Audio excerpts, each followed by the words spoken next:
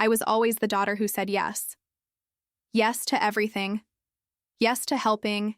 Yes to giving in. Yes to staying silent.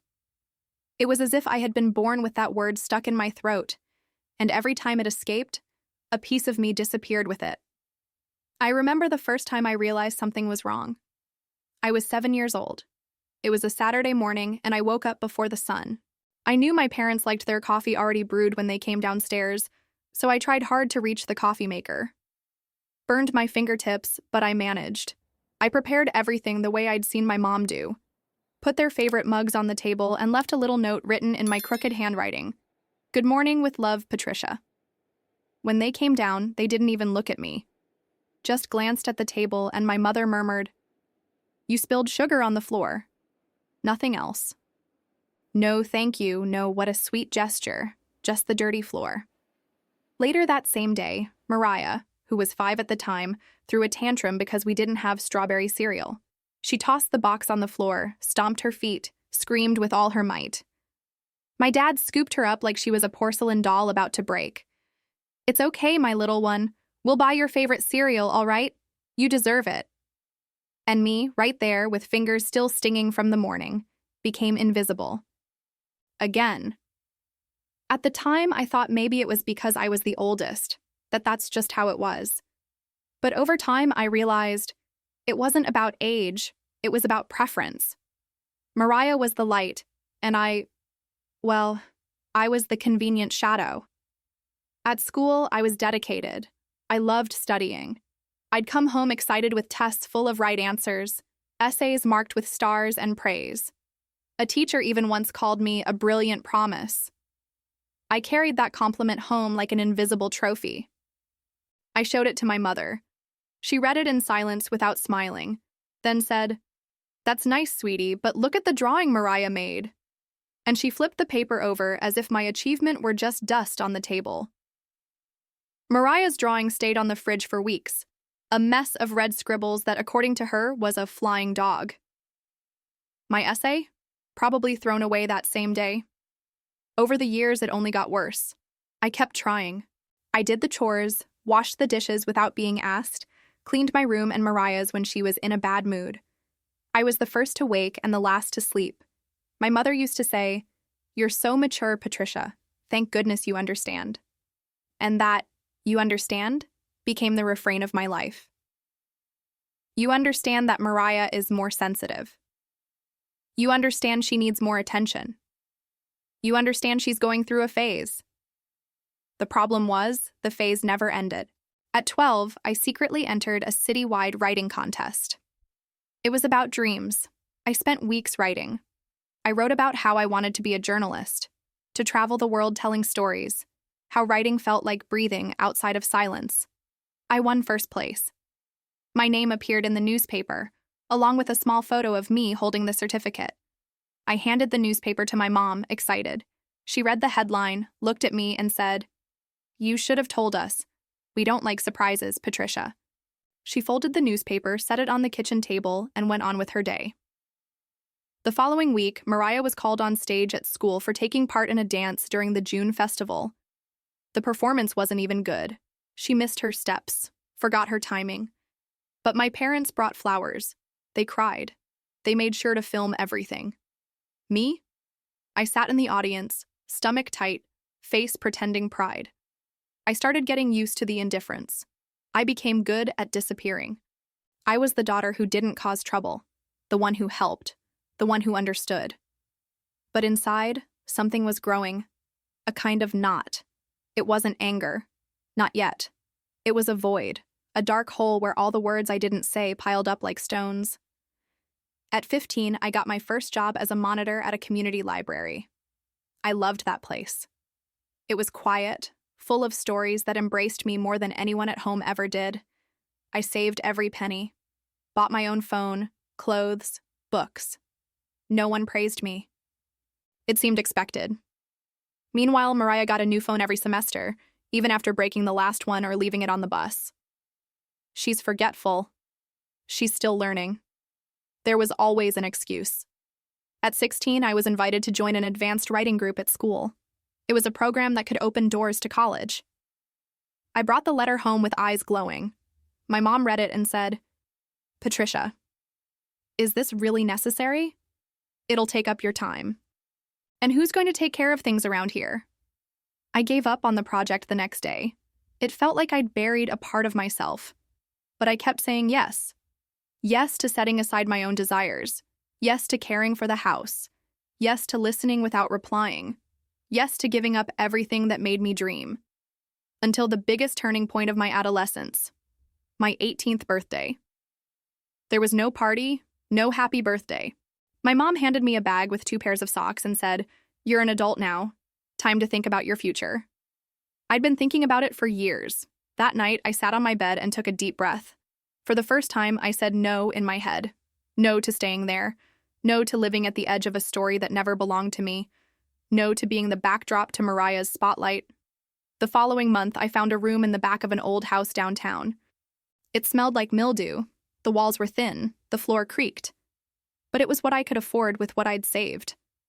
My parents didn't even try to stop me. My dad just said, "Good luck, sweetheart. Be careful out there. The world's cruel." I smiled inside. The world out there didn't seem nearly as cruel as the indifference in here. I started a new life. I worked in a restaurant during the day and did freelance proofreading at night. Slept little, with one eye open and the other closed. Not out of fear, but because I couldn't afford to relax. I was alone for the first time. Completely alone. And for the first time, at peace. Until a few months later, my body began to fail. It started with fatigue. A strange weight on my shoulders, like the air had thickened. Then came the dizziness, nausea, sleepless nights piling up into a fog behind my eyes. I began losing weight, couldn't eat properly, barely had the strength to get out of bed. I went to a health clinic. They told me it was burnout, stress, that I needed rest, that my body was in collapse. But how do you rest when your survival depends on you? Bills started piling up. The restaurant let me go because I missed too many shifts. Freelance work slowed down. I began selling clothes, objects, books. Even the bookshelf had to go. The studio became suffocating. The walls felt like they were closing in. Every breath shorter than the last. Alone, tired, and fragile, I sat on the cold kitchen floor, knees to my chest, and cried like I hadn't in years. "I can't take it anymore," I whispered. The world out there was cruel after all. But nothing prepared me for what came next. And that's when everything collapsed. I made the biggest mistake of my life. I asked to come back. Going back home felt like putting on an old piece of clothing that had never really fit. The coarse fabric of the walls, the scent of varnished wood mixed with cheap disinfectant. Everything looked the same, but nothing was in its place. I had no choice. I was weak, thin, with dark circles that no expensive foundation could hide. My body, once so disciplined, was now betraying me. My studio rent was overdue. My last freelance gig had been canceled without explanation, and I didn't even have the strength to make my own coffee. I called. My mother's voice on the other end of the line sounded surprisingly neutral. "You want to come back here?" I swallowed my shame. "Just for a while. Until I get better. I'll help. I'll pay whatever I can." She didn't answer right away, only after a few seconds. "I'll talk to your father. I'll let you know." And she hung up. 2 hours later, a short message arrived. "You can come, but we want to talk first." When I crossed the front door, carrying only a worn-out backpack and shoulders heavy with a tiredness that wasn't just physical, I felt the same suffocating air from my teenage years wrap around me. The living room was too tidy, as if they had rehearsed for a visit. My father sat on the couch, arms crossed. My mother stood beside him. No hugs, no, "Glad you're here." My mother started, "We're letting you stay because you asked for help. But it's not going to be like before, Patricia." My father followed up with that HR manager tone, handing out a warning. "You'll contribute whatever you can. And we expect respect. No criticism, none of that acidic attitude." I nodded. I didn't have the strength to argue. "Okay, I just need some time." They led me back to my old room. now turned into an improvised storage space for Mariah's boxes and junk. I had to clear space among broken trinkets and plastic bags full of clothes that weren't mine. There was even a crumpled poster that read Summer Festival 2023, with Mariah's name scribbled in glitter. Nothing in that room said, "Welcome." In the first few days, I dragged myself around the house like a ghost, slept a lot, ate little, threw up frequently, but they seemed impatient with my silence, as if simply being there, not producing anything, was already offensive. "Are you going to stay in bed all day?" my father asked on the third day. "This isn't a hotel, Patricia." "She's tired, Joaquim," my mother said without conviction. "But she can't get too comfortable either." I swallowed hard, got up, did the dishes, cleaned the kitchen, started taking care of the groceries, the bills, the electricity and internet payments, all quietly, like I always had. Gradually, I started picking up proofreading work again. I set up a small improvised station in a corner of the living room with my old laptop, hoping no one was watching TV or needing the space. Mariah, on the other hand, walked around the house like a reality show star, came home late, or didn't at all. Fridays were sacred. She'd leave at 7 p.m. in tight dresses and high heels, and only return Sunday around 4 p.m., laughing loudly on the phone, mascara smudged and reeking of smoke and booze. There was one Sunday in particular that stayed with me. She came into the kitchen while I was making lunch. My hands were covered in garlic and herbs, and she had an energy drink in one hand and eyes gleaming with some substance I couldn't quite place. "Ugh, that smell makes me nauseous," she said, fanning her nose. My mother, who walked in right after her, said, wearing that defensive smile, "Patricia, don't judge your sister. She's just enjoying her youth. You should go out more too." I took a deep breath. "Right, while I pay for everything, huh?" My mother stopped, looked at me like I'd shouted a blasphemy. "Oh, here we go," she muttered, rolling her eyes. "You always throw everything in our faces, always playing the martyr." My father, watching TV in the living room, shouted, "If you're just going to complain, maybe you should find somewhere else to stay. We've got enough problems as it is." I swallowed the lump in my throat, not out of fear, but exhaustion.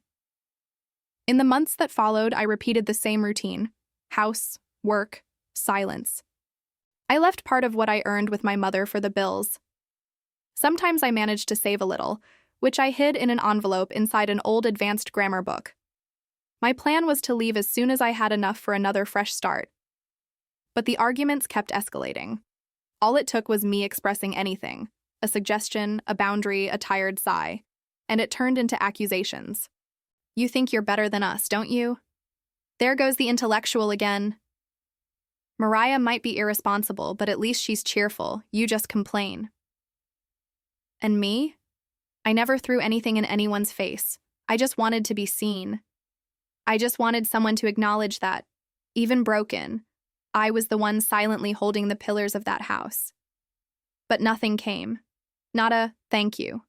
Not a "you're trying your best." Only silence, disdain, and sideways glances. On my 24th birthday, I woke up before everyone else, like always. I made coffee. I wrote in my notebook a letter to myself. You are alive. That's already a miracle. No one wished me happy birthday at breakfast, not even in passing. We had lunch in silence. Mariah didn't even show up.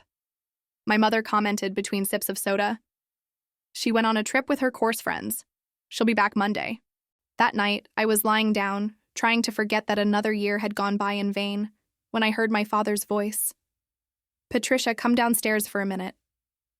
I got up slowly, went down the stairs, breathing shallowly. My parents were on the couch. Mariah had already returned. She was leaning on the living room doorway with a glass of wine in hand and a smug smile. My father looked me in the eyes. We talked and we think it's time for you to move on with your life. I frowned, confused. What do you mean? My mother stood up, went to the corner of the room and picked up a blue suitcase, the same one I used in school for field trips. It was clean. Ready. We can't take your arrogance anymore, Patricia, she said without blinking. You think you do everything? But no one asked you to save this house. We need peace. I stood there, frozen, the suitcase in my mother's hands, my father's neutral face, and Mariah smiling like someone who just won a long-standing bet. No one remembered my birthday. No one cared about the effort, the illness, the sacrifices. And that was how, with a suitcase in hand and my heart shattered, I stopped being a daughter and started becoming something else. I rented a small studio with what little I had left. It was in a noisy neighborhood, on the third floor of an old building with no elevator. The walls were stained with mold in the bathroom corners, and the living room window creaked when the wind hit. But there, in that cramped space between who I had been and who I wanted to become, for the first time in a long time, I breathed. I was free. I blocked all three of them. Father, mother, and Mariah. No ceremony, no speeches. Let them figure it out.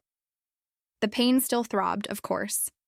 Every time I looked at the stained ceiling or heard the neighbors fighting at 3 a.m, my chest filled with questions I refused to answer. But even amidst the noise and leaks, something inside me started to stir, slowly, like a plant breaking through a crack in concrete. It was months of rebuilding, with no one to celebrate my victories, but also with no one to erase them. And this, I discovered, was more valuable than any fake hug. In solitude, I found myself again. I learned to cook just for myself, slowly, listening to classical music or instrumental jazz.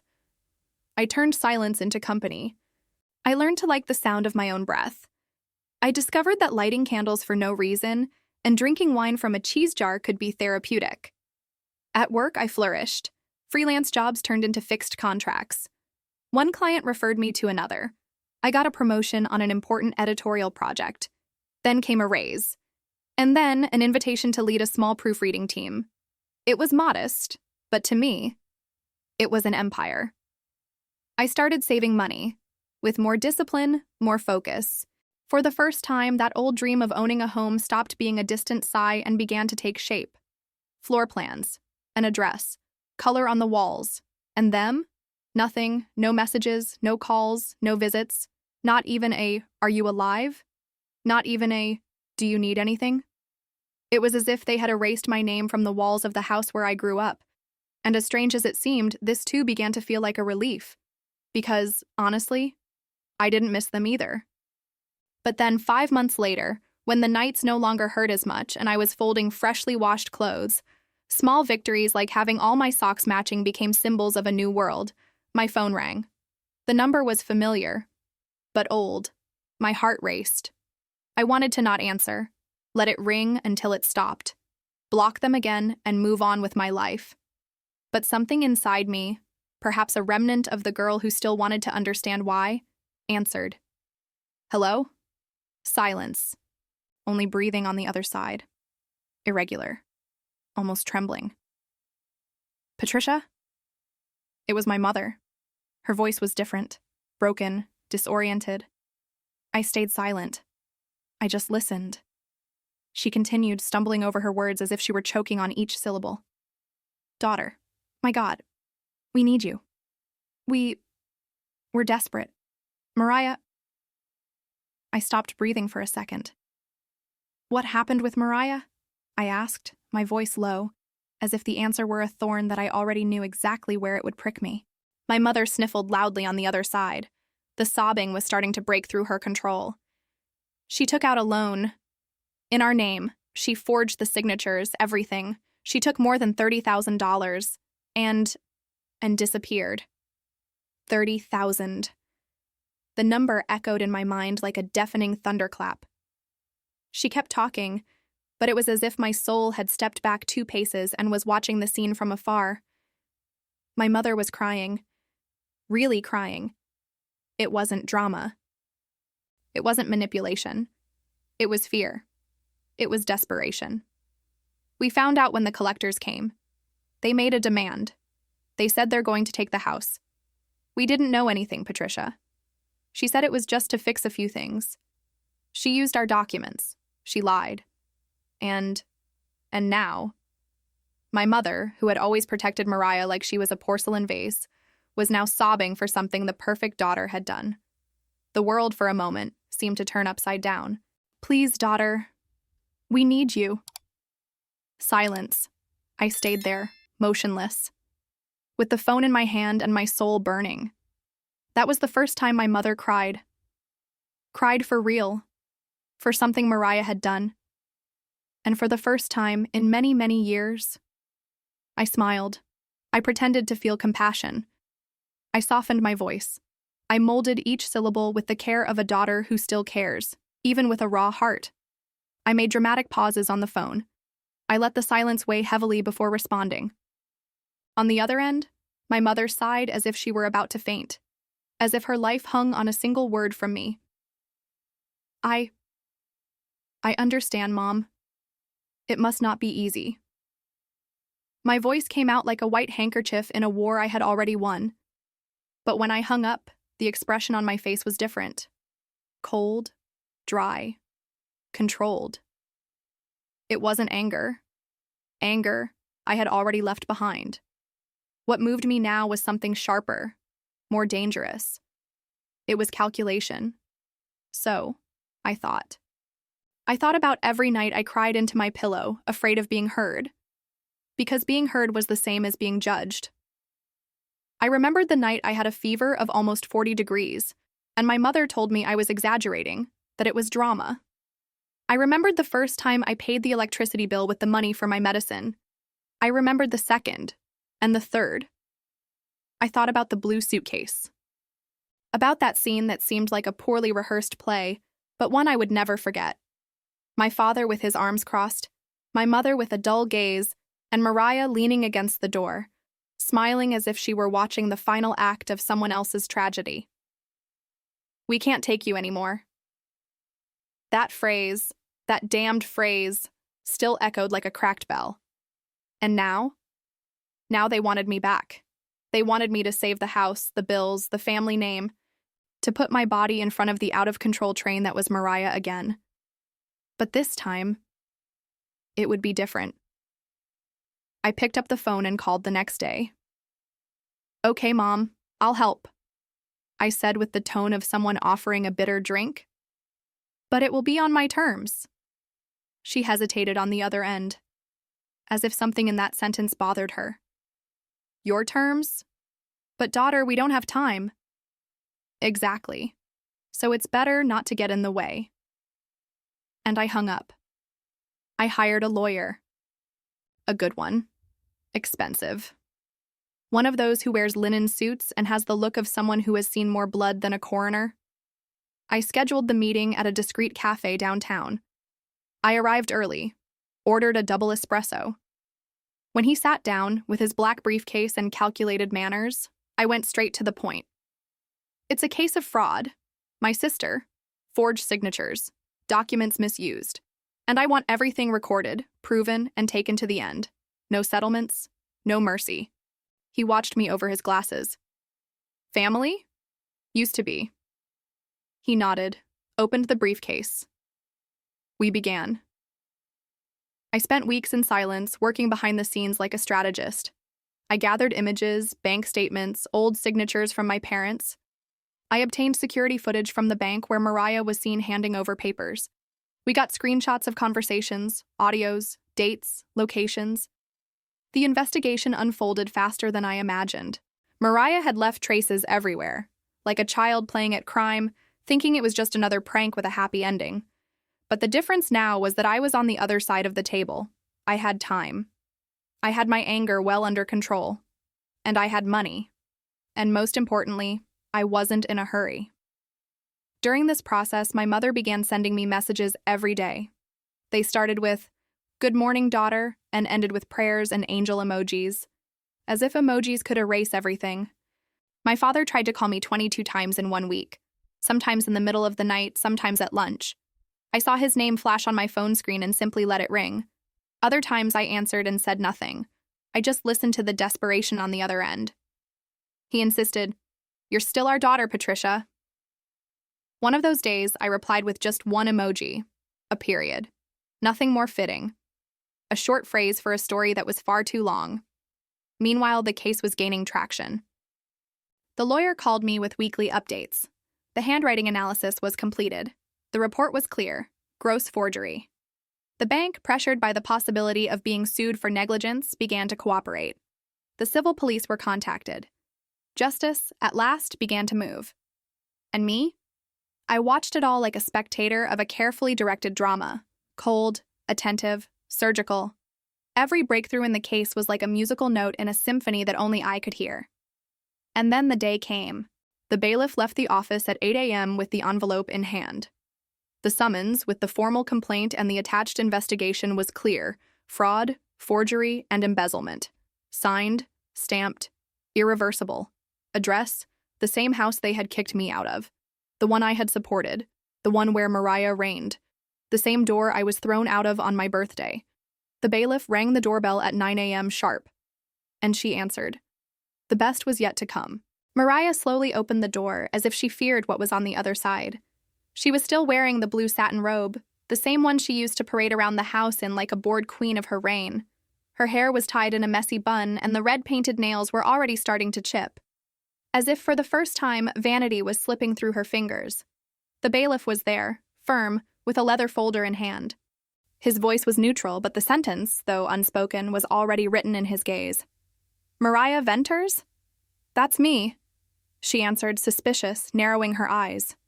He handed her the envelope. You are being formally summoned. Mandatory appearance. Charges of forgery, document fraud, among others. The hearing will be next week. Please sign here. Mariah froze for a few seconds. The words floated in the air, as if she couldn't grasp them. When she finally understood, her hand trembled. The gloss on her nails shimmered under the morning light as she held the pen. She didn't say anything. She just signed, for the first time, with her own name. As soon as the bailiff turned to leave, the door slammed shut with force. A dry thud, full of panic. Inside, maybe she screamed, maybe she cried, maybe she called my mother, pretending to be confused, accusing me, as always. And that's exactly what she did. That same afternoon, my mother called me. Her voice was dragged between sobs and pleading. Daughter, what are you doing? Do you want to destroy your sister? She said she didn't do anything, that it's all a lie. Patricia, please. I didn't respond with anger. I had already buried that.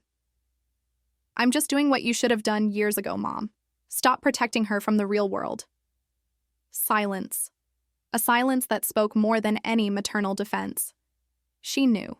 Deep down, she always knew. The following week, the trial came. The courthouse was an old building, its facade worn by time. It rained that day. Water ran down the windows like trapped tears from the outside. The lobby smelled of paper, damp wood, and poorly concealed nervousness. I arrived early. My lawyer, Thompson, walked beside me with confident steps, the black folder by his side like a sheathed sword. He wore a dark suit and a burgundy tie, surveying the hallways like a general before battle. Mariah arrived almost an hour later, surrounded by 2 lawyers and a veil of perfume too sweet, as if it could mask the fear. She wore a light blazer, discreet makeup, and red eyes. Maybe from crying, maybe from anger. My mother clung to her arm, crying quietly, with a white handkerchief in her hands. My father, on the other hand, seemed to have aged 10 years since the summons. Drooping shoulders, a vacant look, as if he were walking over his own ruins. We entered the courtroom. Cold, lit by fluorescent lights. The pale walls seemed to observe everything indifferently. The judge, a graying man with a stern expression, entered without ceremony. The gavel's thud on the wood was the sound that sealed all our fates. Instruction hearing for case 458329. Plaintiff, Patricia Venters. Defendant, Mariah Venters. Mariah stiffened. The judge began by listening to my lawyer. Thompson stood with the firmness of someone who wasn't in a hurry, but knew the victory was already secured. He presented, one by one, the evidence. Documents with compared signatures, the handwriting expert's report, security camera images from the bank, recorded audios where Mariah referred to the scheme, screenshots of conversations with managers. The evidence fell on the judge's desk like bricks building a wall with no gaps. My mother whispered, horrified, "My God, Mariah, is this true?" My sister lowered her eyes. For the first time, she seemed smaller, tiny, almost childish. She murmured something like, "It wasn't supposed to end like this." My father, motionless, kept his eyes fixed on the ground. Not even his daughter's voice could save him now. When it was Mariah's turn to speak, she tried to play the emotional card. Trembling voice, tearful eyes. "I didn't want to hurt anyone. I just wanted to help. I didn't know it was going to turn into all this. Patricia has always hated me, since we were kids. She wants revenge. She's exaggerating. I'm not a criminal." The judge remained unmoved. Thompson stood up again. "Your Honor, the defendant is not being accused because of sisterly hatred, but for crimes proven with irrefutable evidence. If the plaintiff had wanted revenge, she would have done it years ago. But it was precisely now, while protecting her parents from a debt that wasn't theirs, that she decided to act. This is not revenge. This is justice." At that moment, the judge turned to me. "Miss Venters, do you wish to say anything before the decision?" I stood up. The room felt too small for what I felt in my chest. I looked at my parents. At my mother, who had raised me to always lower my head.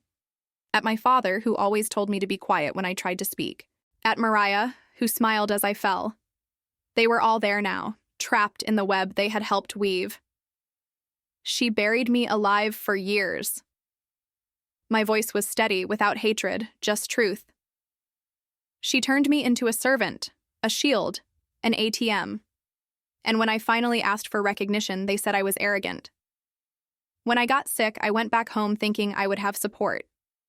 I paid the bills, supported this house, and on my birthday, they gave me a suitcase. They kicked me out as if I were a burden. And now, they want me to forget what she did? I turned to the judge. I don't want revenge. I want her to learn. I want her for the first time to face the consequences of being who she is. Because if no one does it, she will keep hurting those who try to save her. The silence was absolute. The judge took a deep breath. After a few seconds, which felt like hours, he spoke. "Considering the evidence and testimonies, the defendant will be held legally accountable for the crimes of forgery and fraud. As for the debt, since it was obtained through criminal means, it will be annulled. The plaintiff's parents will not bear the owed amounts. The defendant will also face civil charges for moral damages." I closed my eyes for a moment. The suitcase on my birthday. Mariah's laugh. My father's disappointed gaze. All of that. Fading away. My mother was crying loudly now, murmuring things like, "This will destroy the family." My father didn't say a word. Mariah, frozen, stared at the floor as if she were falling into it. And me? I didn't feel pleasure, nor pain. I felt lightness. As if, finally, they had taken the stone I had carried on my back since I was 12. But there was something still to be done, something I needed to face alone, something that would close the cycle once and for all. And now that justice was served, there was only one thing left for me to turn the page. I left the letter folded on the kitchen table, right next to the empty fruit bowl, the same one I used to keep filled with money from my own pocket. It was morning. The sun was beginning to illuminate the cold floor of the house, shining through the tattered curtains my mother never replaced. The silence in the room was thick, almost solid, as if it sensed the goodbye. I wrote each word with steady hands, but my heart throbbed like a drum.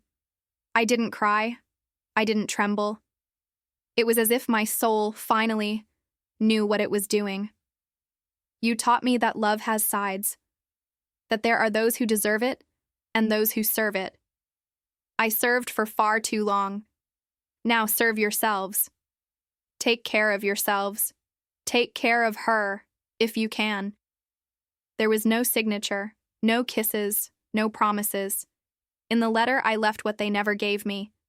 The truth. I left the house key on the note. It was no longer my job to protect that place or the people in it. I had burned myself too many times trying to warm those who only knew how to spit out ice. I closed the door without looking back. I didn't want to risk regretting it, because I knew that emotional trap all too well. My mother's lost look, my father's calculated silences, Mariah's sweet voice that knew exactly how to bend them. No, this time, I wouldn't go back. I deleted their number from my phone, deactivated the social media accounts, changed my number, cut everything off. I moved to another state on a rainy morning, driving alone for miles on deserted roads. The sound of the rain on the windshield was almost hypnotic, as if it were washing away the last remnants of pain from my skin. Each mile was a goodbye to what I had been, the obedient daughter, the sister who swallowed injustice, the woman suffocated in the name of a love that was never returned. The new city welcomed me with silence and possibilities. I chose a place high up, with a view of the sky. I bought a small house, but with large windows and light wooden floors, a garden in the back, 2 rooms, natural light coming in the morning like a hug I never had to ask for. On the first day there, I lay on the floor of the empty living room and closed my eyes. I felt the echo of freedom reverberate in the still bare walls. I smiled. For the first time in years, the air entering my lungs didn't hurt. Slowly, I decorated the space with things that were mine. Paintings I chose, books I loved, a red kettle that whistled every morning, a plush navy blue rug that made my feet forget the cold paths of the past. There were no voices correcting me, no dragging footsteps behind the door, no one belittling me. It was just me. And that was enough. The days passed. Life went on. I made new friends. People who looked me in the eyes, who didn't measure me by comparison, who listened without judgment. I told my story a few times in cafes and on porches, and each time I spoke of it, it hurt less. As if, by telling it, I was removing the shards from the old armor. And at some point, I'm not sure exactly when, I realized I was no longer the shadow that crawled through the house where I grew up. Today, when I look at myself in the living room mirror, a large mirror with a golden frame that I bought with my own money, I see someone who has risen from the ashes they themselves left scattered. My gaze is steady, my face serene. My smile is not one of defiance, but of peace. Yes, my name is still Patricia Venters. It's on my documents, my email, on the letters that come with bills and magazines. But that name, that meaning, is dead. The obedient daughter died the day they gave me a suitcase as a birthday gift. The day they kicked me out with a smile on their lips and judgment in their eyes. The day, for the last time, I was called arrogant just for saying, I exist. They don't know where I am. Maybe they never will. Maybe they're still in the same house, with the same furniture and the same old wounds. Maybe Mariah came back, with renewed promises and lies. Maybe they opened the letter and laughed, or cried, or stayed silent. But now I don't care anymore. Because in the end, my greatest revenge wasn't the justice in the courtroom. It was disappearing from their script. It was ceasing to be a supporting character in the tragedy they wrote with so much effort. The daughter died, and in her place, someone was born who learned, in the hardest way, that true love never asks you to erase yourself to fit into someone else. And that's how I became what I always feared. Free. If this story moved you in some way, leave a like. Subscribe to the channel. There's so much powerful content coming soon. Stories of overcoming, of pain, but also of transformation. That heal, that set free. And hey, click on the video that's appearing on the screen now. It's another intense and transformative story of female revenge. You won't want to miss it. See you there.